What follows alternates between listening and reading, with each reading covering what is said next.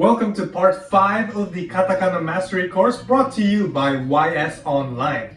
My name is Dice and I am your teacher for today's lesson. Sa mga nakaraan na mga classes natin, pinag-aralan natin ang Katakana alphabet. So, pinag-aralan natin kung paano basahin ang mga A, Ka, Sa, Ta, Na, Ha, Ma, Ya, Da, and Wa families. Tinalakay din natin ang dakon at hanakon, sokon, and choon. Kung kailangan natin ng refresher para dito, check out the links below. Ngayon naman, tatalakayin natin ang last sa mga special sounds in katakana, which is yoon. Ang yoon, dito nang gagaling ang mabilis na pagsasalita ng ating Y sound. Bakit kamo? Kasi ang yoon ay nagmumula sa ya family. So, yun ang ating mga ya, yu, yo. Sa pagsusulat ng yoon, mas maliit ang itsura niya dapat. Ang yoon natin para lang siya sa mga katakana characters kung saan ang dulo ay may sound na i. So, yun ang ating mga ki, shi, chi, ni, hi, mi, and di. So, pag nilagyan natin siya ng yoon, ganito siya. Kya, kyu, kyo, sha, shu, sho, cha, chu, cho, nya, nyu, nyo, hya, hyu, hyo, and dya, dyu, dyo. So, for example, ang Japanese for today in katakana is kyo.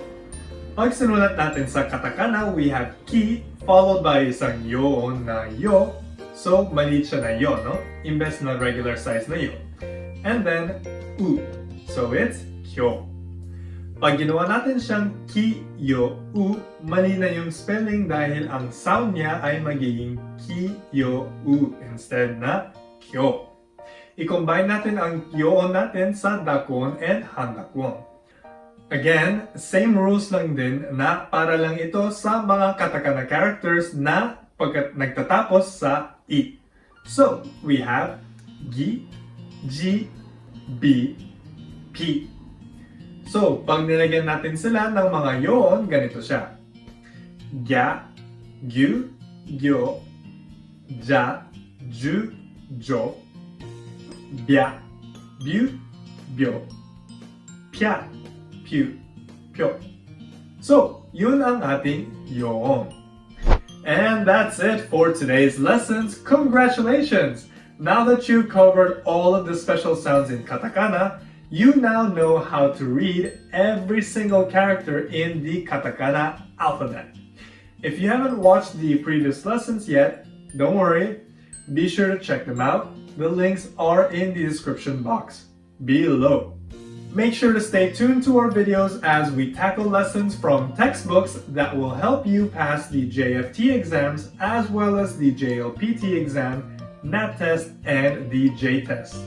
If you enjoyed this video, be sure to like and subscribe and turn on the notification bell para every time na may bagong videos kami, ikaw ang nauunang mag-review.